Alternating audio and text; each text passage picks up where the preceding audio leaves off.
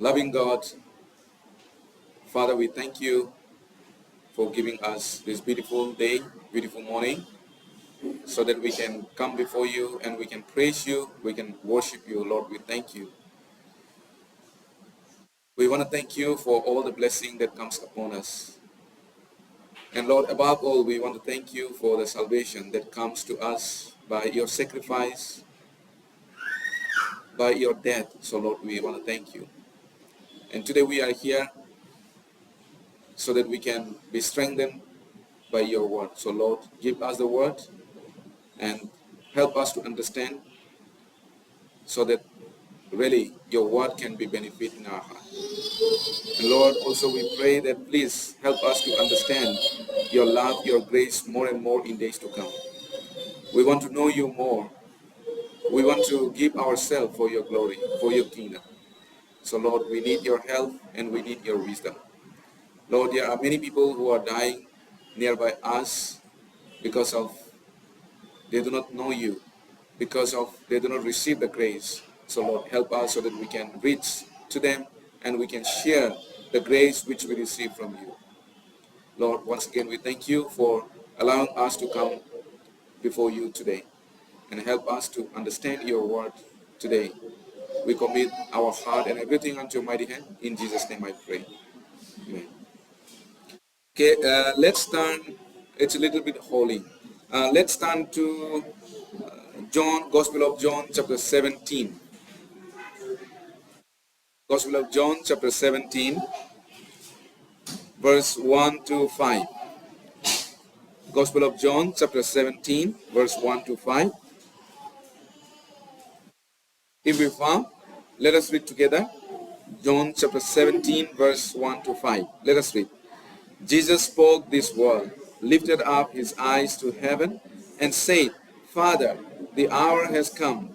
Glorify your Son, that your Son also may glorify you, as you have given him authority over all flesh, that he should give eternal life to as many as you have given him. And this is eternal life, that they may know you, the only true God, and Jesus Christ whom you have sent. I have glorified you on the earth. I have finished the work which you have given me to do. And now, O Father, glorify me together with yourself, with the glory which I had with you before the world was. May God bless each one of us through reading his holy word. Okay, we finish chapter 16. So from today onwards, we'll study chapter 17, Gospel of John, chapter 17. And this Gospel of John, chapter 17 is about Jesus' prayer. Jesus, the longest prayer. Gospel of John is all about, Jesus' prayer. And Jesus prayed for us.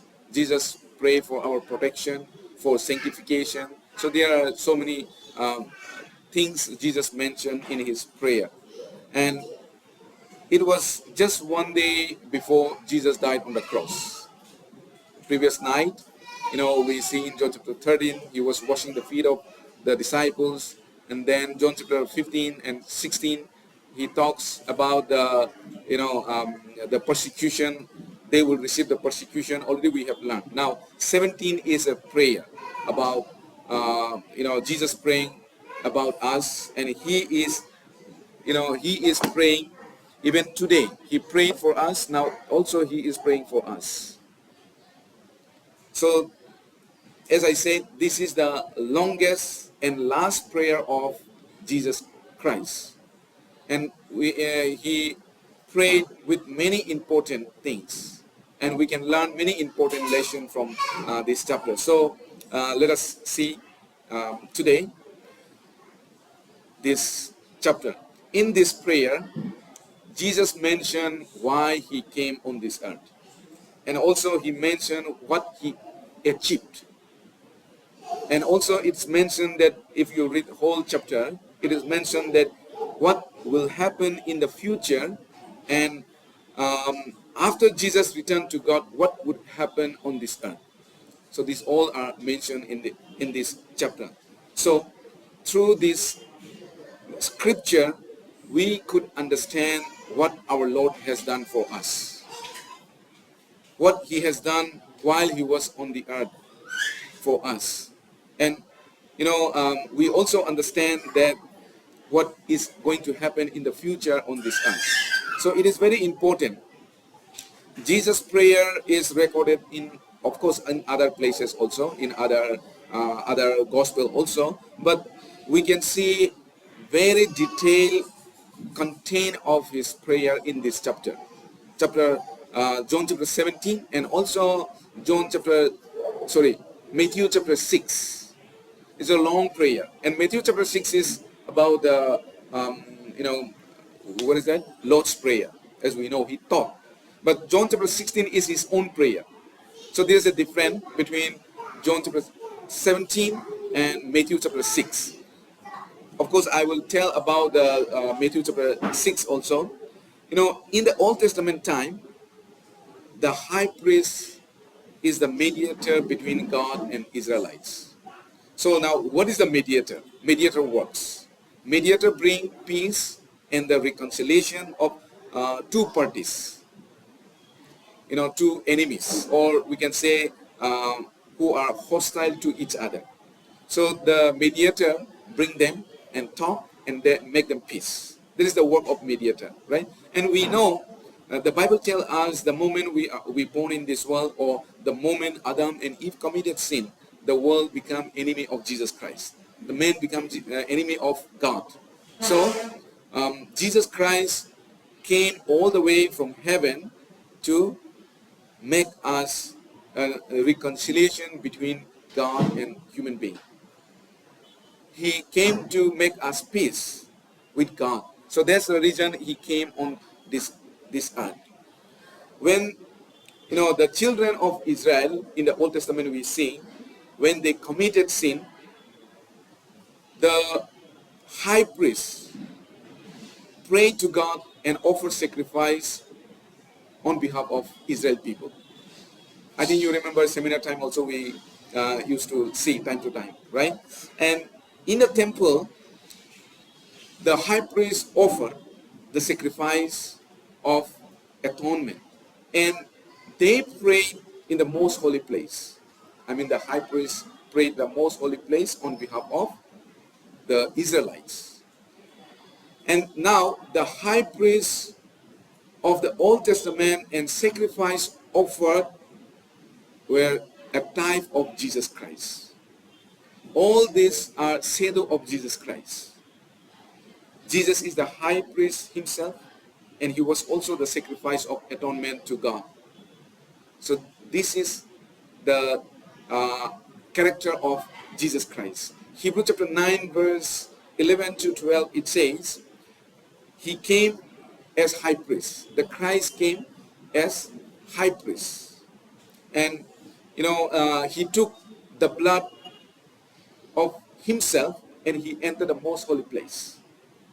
In the Old Testament, the high priest took their own, the blood of animal, and they entered into the holy place, the most holy place. But Jesus, being a high priest, he took his own blood and he entered the most holy place.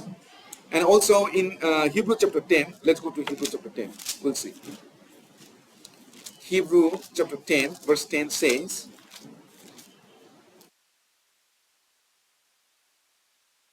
he offered himself once for all.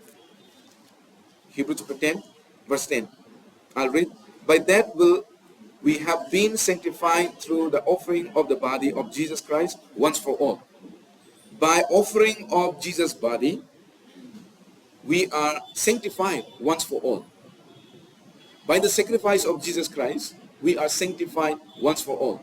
But in the Old Testament, the high priests, they have to enter again and again every year. Once in a year, they enter into the most holy place. But Jesus, he offered once for all, and he sanctified once for all after giving or sacrificing his body. So he entered the most holy place once for all. He obtained the eternal redemption. And also let's see Hebrews chapter 9 verse 12. Hebrew chapter 9, verse 12.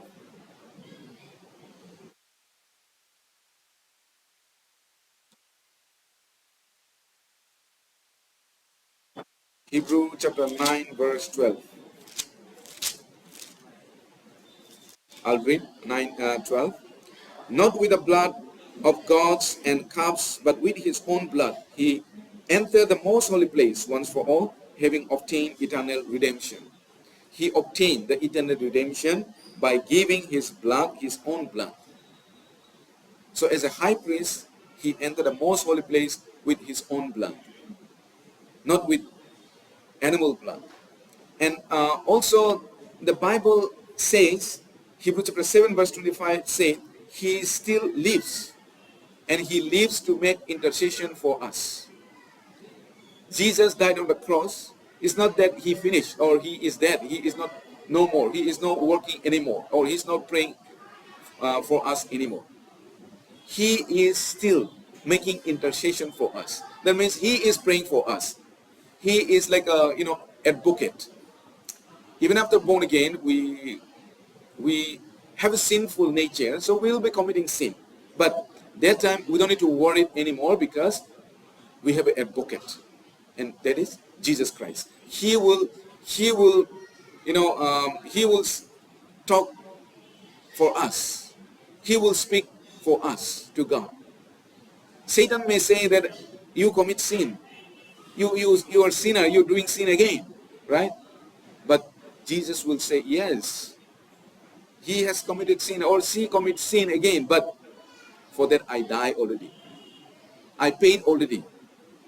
So Jesus, in the court, lawyer said, right?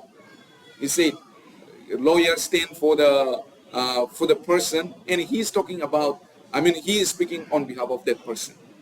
So saying Jesus is speaking on behalf of us to the Father. So the prayer in the book of John, chapter 17, is the prayer of Jesus as the high priest.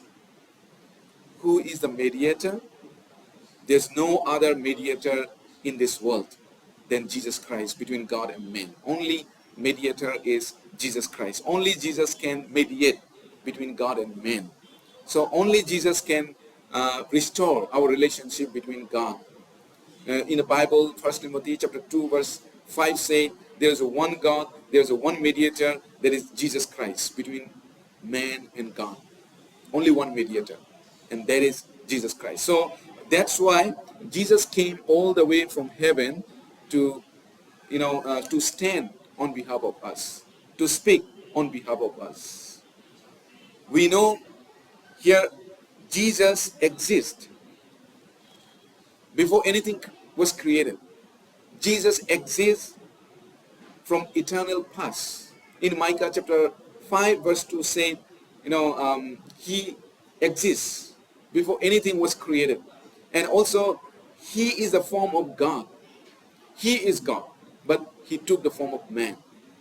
So that's why Jesus said that to Philip or Thomas, you say, show me God, but you have already shown me. If you see me, then you also see God. That's what Jesus said, right? So Jesus was with God, and John chapter 1 verse 1 said Jesus was with God. In the beginning there was a word, the word was with God, and the word was God. That means Jesus was with God, and Jesus is God, right? And he is the one who created the whole world, and he is eternal bliss.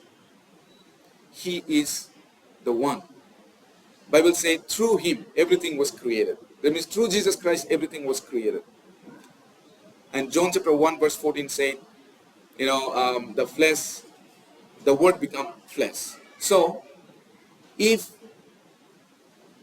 he didn't take the human flesh, actually he don't need to die on the cross. And if you don't die on the cross, nobody can be saved.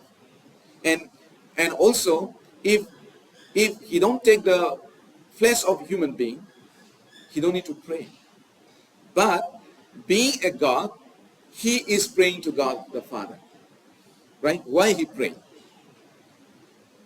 He is God himself, But he is praying to God, God the Father. He saw an example because he was with a human flesh. So that's why he prayed to God, God the Father. And as I say, whole this chapter is about the prayer. Jesus became our representative and he defend us before God. Satan will accuse again and again. Actually, sometimes you feel like that, right? Many people say, some people say like this, I keep sinning. Sometimes I doubt. Actually, Satan's work is to create a doubt. Even the Adam and Eve, he create first doubt. Then after that, he give them fruit. Okay, eat now. They are confused. They are doubted the word of God. And later they eat. So likewise, Satan will confuse. Satan will doubt our salvation. Even you receive salvation, but sometime when we sin, really, Jesus has taken my sin. Really, Jesus has forgiven my sin. So there will be doubt. But that time, Jesus stand on behalf of us. He will speak on behalf of us. God cannot judge because, Jesus will say, yes, he believed in me. I died on the cross on behalf of him. So that's how we are saved. And while Jesus was in this world, he prayed so much. Even, he was so busy, but he prayed. Whenever he go mountain, whenever he has a time, he go and pray. Of course, there was no fixed place. Wherever he go, he pray. Right? We see he was praying, and when he preached to other people, and when he taught other people, when he shared the kingdom of God, he prayed all the time. Always he prays. Whenever he get a chance, he prayed. Let's go to Hebrews chapter 7. Hebrews chapter 7, verse 25. I'll read Hebrews chapter 7, verse 25. Therefore he is also able to save to the uttermost those who come to God through him, since he always lives to make intercession for them. He always lives. He is not the dead. Jesus is alive. He lives to make intercession for them. For them means to the children of God, or for us. Them is to the Christians. He was with a human flesh. So, since he was with a human flesh, he was tempted like us. And he was praying in his extreme pain. When he was on the cross, he prayed. Earnestly he prayed. And before he died on the cross, also he prayed. Right? And that's why his sweat became blood. We remember that. He prayed with fear because he was with the human flesh. So that's why Jesus said, if it is possible, remove this cup. But he said, because the Holy Spirit gave him power, he said, let your will be done. Jesus came all the way from heaven and he prayed as a high priest. He prayed for us, and that is a great comfort for all the Christians. Now, even we Christians have some problem, or we may do some mistake, but we will not be perished. Even we may do something wrong, but will not be perished, because we have Jesus Christ, who will speak on behalf of us. As I said, let's turn to 1 John. 1 John chapter 2 verse 1. 1 John chapter 2 verse 1. Shall we read together? 1 John chapter 2 verse 1. My little children, these things I write to you, so that you may not sin. And if anyone sins, we have an advocate with the Father, Jesus Christ the righteous. My children, my little children, these things I write to you so that you may not sin. Of course, Bible encourages us, and the disciples or the apostles, they encourage not to sin. But we are not perfect being. We are not perfect. So sometimes we may do mistake. Sometimes we may do wrong. If you continue to do wrong and you don't change, then maybe something salvation is wrong. But I mean, even though we receive the salvation, we are not perfect. So sometimes we may do mistakes. Sometimes we may do wrong. But that time here it says we have an advocate with the Father, Jesus Christ the righteous. We have an advocate. So that's why, we are so comfortable. We are so peaceful because God, our Lord Jesus Christ, is speaking on behalf of us when God judges the world according to his word. Jesus is speaking on behalf of us. Let's go back again. John chapter 17, verse 1. Let me read again. Jesus spoke these words, lifted up his eyes to heaven and said, Father, the hour has come. Glorify your Son, that your Son also may glorify you. Glorify your Son. Now, who can say this, glorify your Son? Can we say? We cannot say. Of course, Apostle Paul said, right, in 1 Timothy chapter 4, verse 8. Now, the glory is waiting for me. I have done my work. I have finished my race. So Jesus, whatever he does on this earth is glorifying God. He comes to do the will of God. And whatever he does, that glorifies God. But we cannot be like that. We are we are human beings and we have a sinful nature. But the more we work for the Lord, we can also, glorify God's name. After he gave his last exhortation to his disciples before he died on the cross, Jesus started this prayer on our behalf. After he, this is the last prayer, and after he gave the exhortation. So we can get a great lesson from this chapter. But as I said, before we go into this chapter, we have to know one prayer, what Jesus taught to his disciples. That is Lord's Prayer in Matthew chapter 6. So I will briefly share about that. Then after that, we'll think about this chapter 17. And then it will be easy for us to understand. The beginning of Lord's Prayer, we all remember. Of course, in our church, we don't practice. The most of the church in this world, they practice the Lord's Prayer. The beginning of the Lord's Prayer and John chapter 17 is very similar. So that, that will help us to know more about John chapter 17. And John chapter 17, if we really go into it is very difficult to understand because it comes about the Trinity also. And in order to understand Trinity is very difficult, right? We cannot really understand. Only we know God is one, but in 3 persons.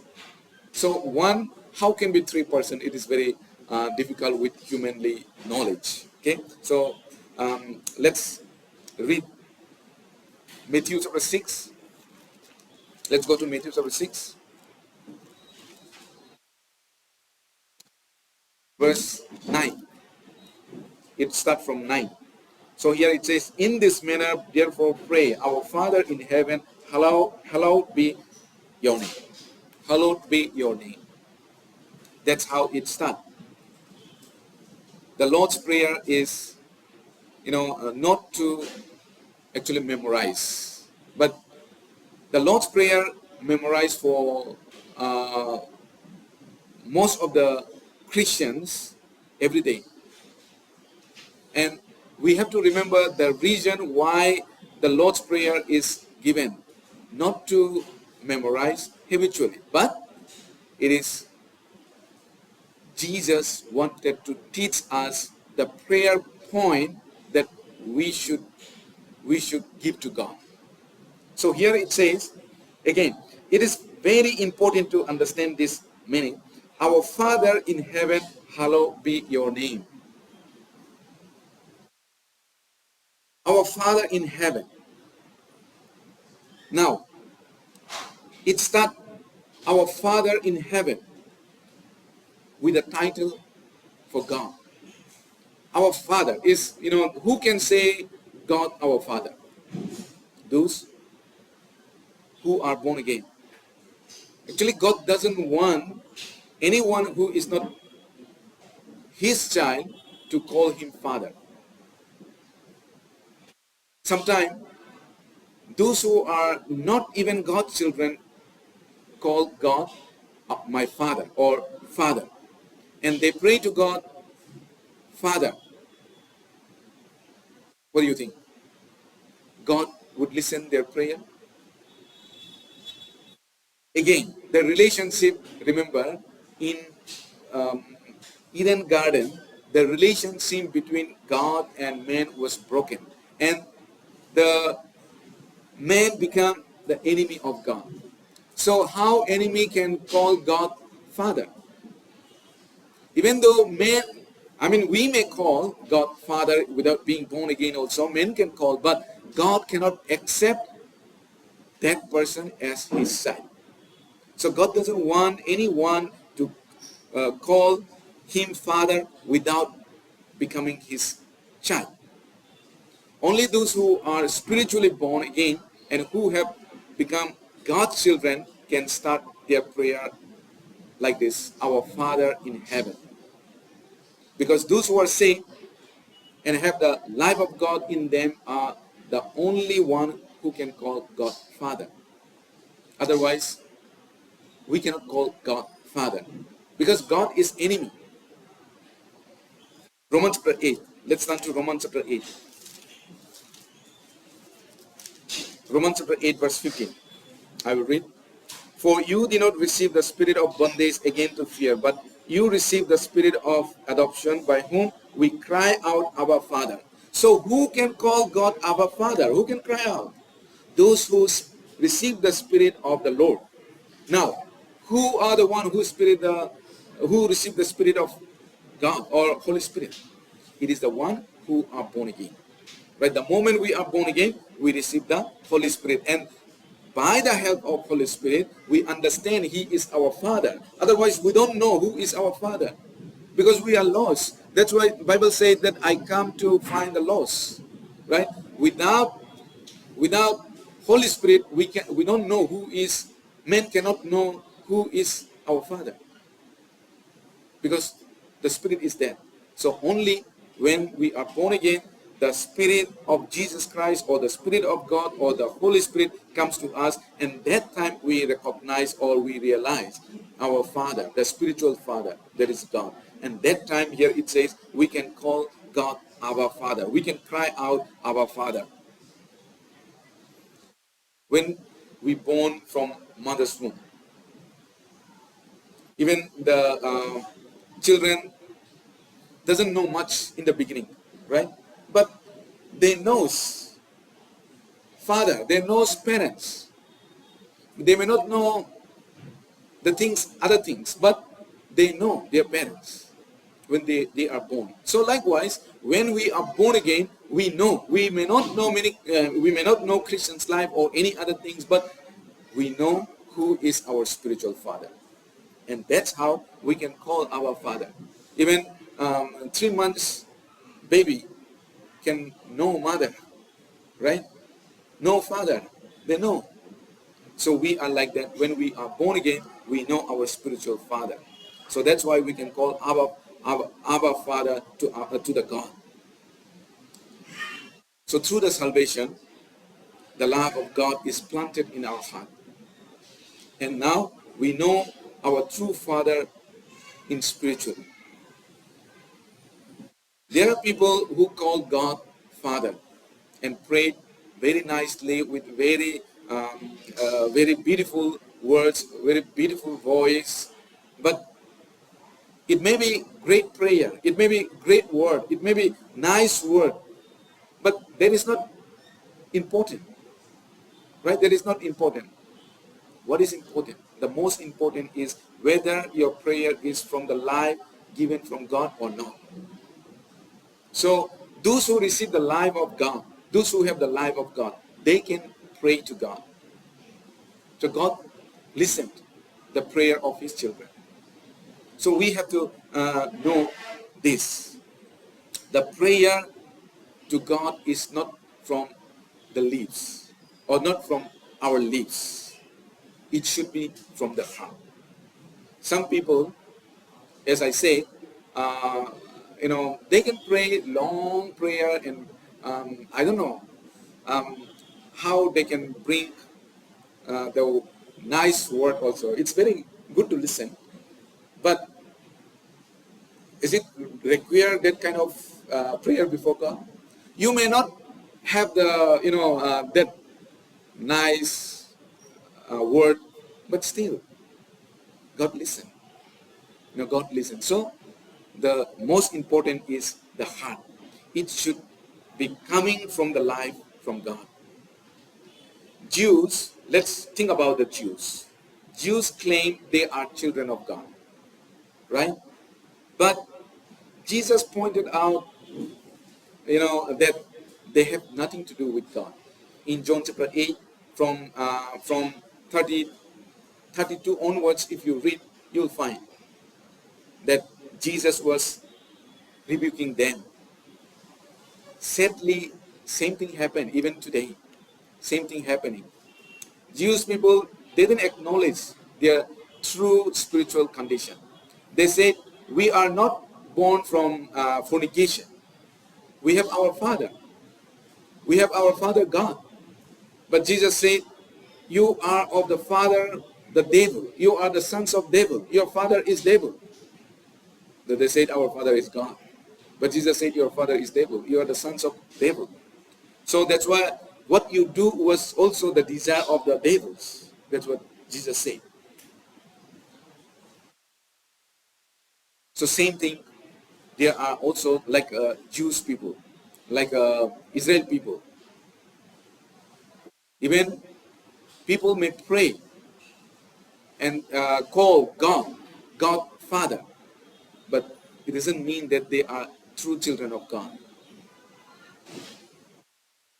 God listens to their children. So only when we are born again, then God can listen our prayer. Our Father in heaven, hallowed be your name, your kingdom come. This is the first point our Lord taught to the disciples. And not only disciples, but to us. So to call God our Father. And also it is not my Father, right? It is our Father. Our Father means God has so many children. So we acknowledge that we are so many brothers and sisters. And Jesus is first fruits. Bible says Jesus is first fruits, means Jesus is first son. And he sacrificed his first son. Now God has many sons and daughters. So our Father. A son is supposed to glorify the name of Father. Now we become a children. So children supposed to glorify the name of Father. Now, even if the father is, a very respected person, but if the son live, the way they like, naughty way, spoil, in not proper way, is father name would be glorified or father name will be blasphemed. We have to remember, we are children of God. If we live a good life and receive praise from God, that time the name of our Father, the name of God would lifted up in glory. But if we don't live properly, if we don't live according to God's will, then we bring down the God's glory. So that's why here Jesus said in John 17 verse 1, I have glorified, let me read again, glory your Son, that your Son also may glorify you. No matter how great the Father is, if children live in sinful way, God's name cannot be glorified. If Christians just say by our lips, hallowed be your name, your kingdom come, in our prayer, with our lips, it doesn't mean that the name of the Father will be glorified.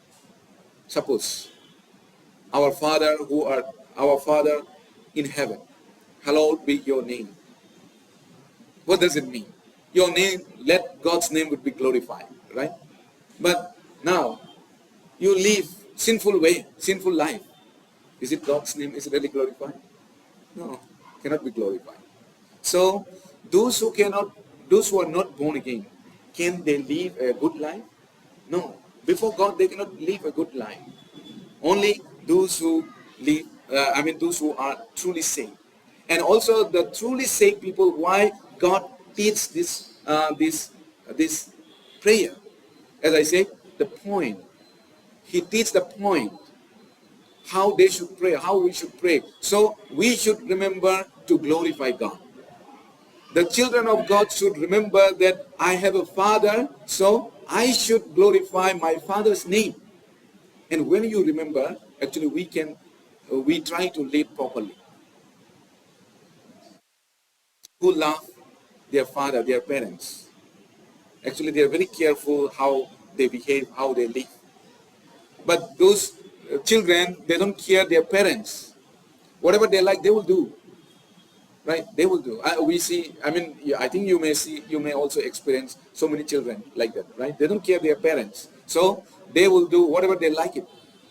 But when you think about your parents, even though you want to do it, but you'll not do it.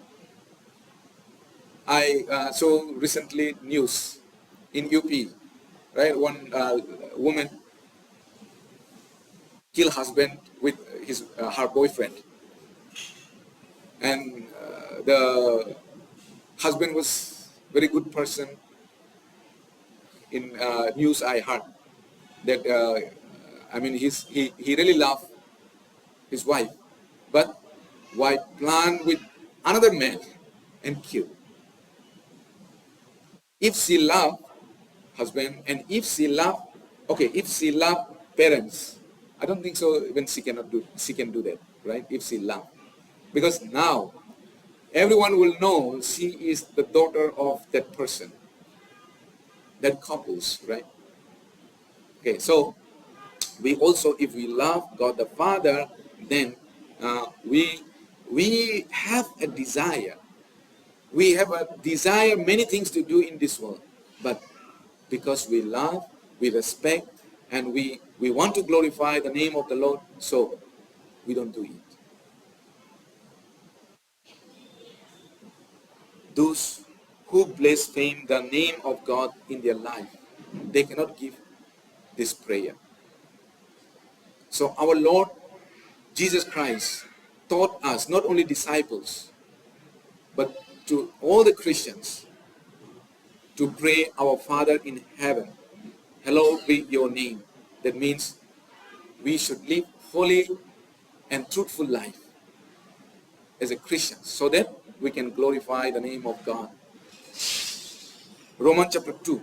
Let's go to Romans chapter 2, verse 24. Romans chapter 2, verse 24. I will read. For the name of God is blasphemed among the Gentiles because of you, as it is written. For the name of God is blasphemed among the Gentiles because of you. Because of whom? Because of Israel people. Because of you, as it is written.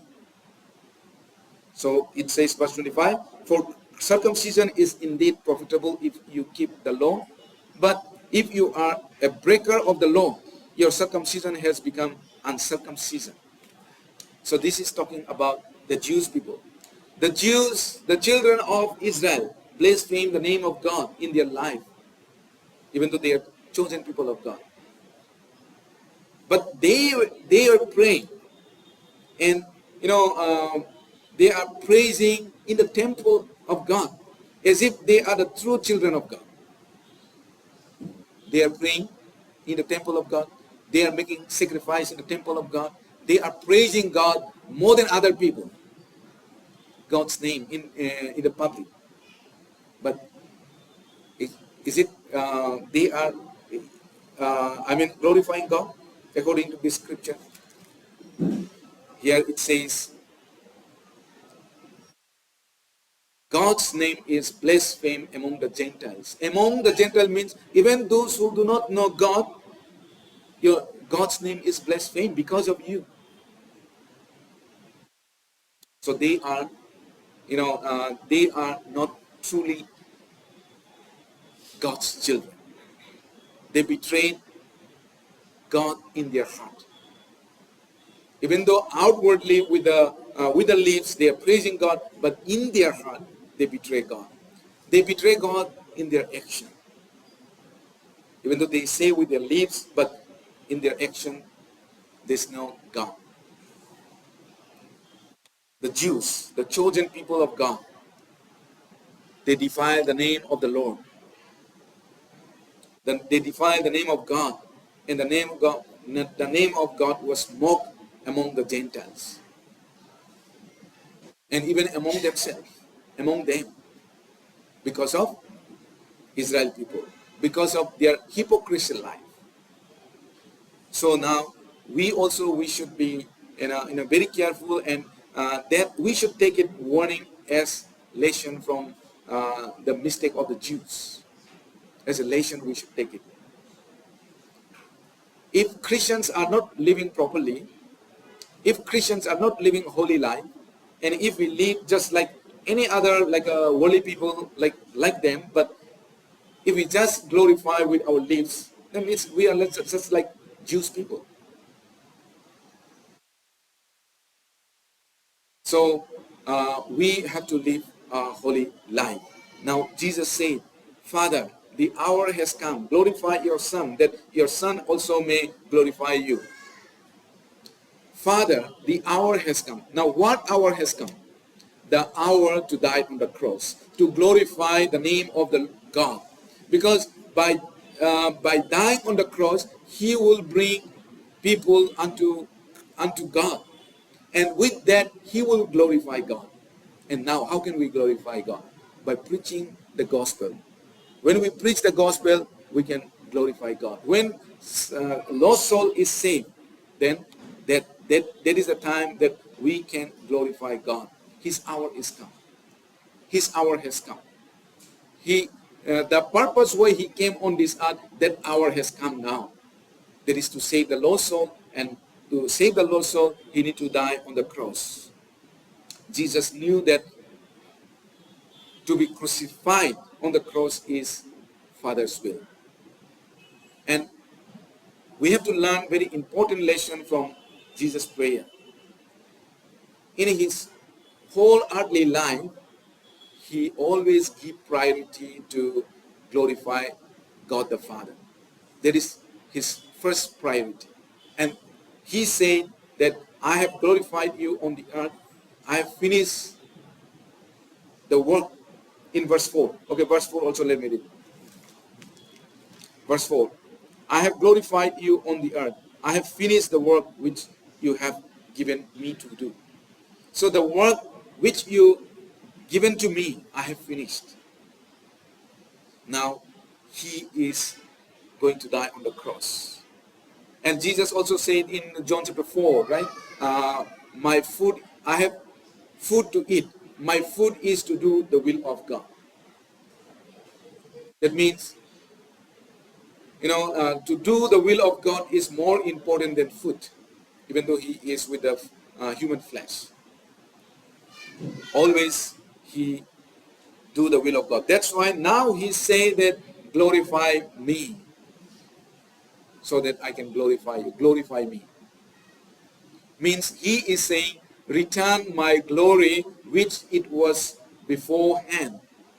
He was in heaven with a glory. But now in on this earth, he was, he was lesser than the angel. He was lower than the angel. Jesus was lower than the angel. So he said, give me back my glory. I have glorified your name. So how God's name would be glorified, we really have to know as a Christians.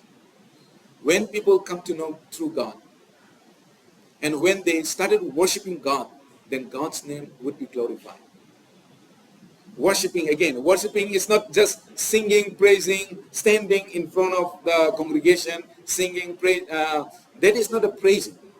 Praising means, you really praise God because you saved me from the eternal condemnation, and now I will share this good news to other people. That is a praising.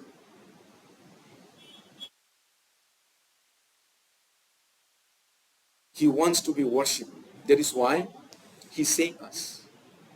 And we know in the Old Testament, he wanted to be worshipped by the Israel people. That's why he brought out Israel people from the land of Egypt.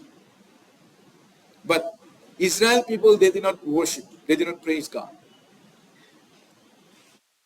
They blasphemed the name of the Lord by worshiping idol, worshiping the carved image. Isaiah 42. Let's go to Isaiah 42. We'll see a little bit more scripture, then I will finish. Isaiah 42, verse 8. I will read. Isaiah 42, verse 8. I'm the Lord, that is my name, and my glory I will not give to another, nor my praise to carved image. So here it says, I'm the Lord, that is my name. My glory I will not give to another.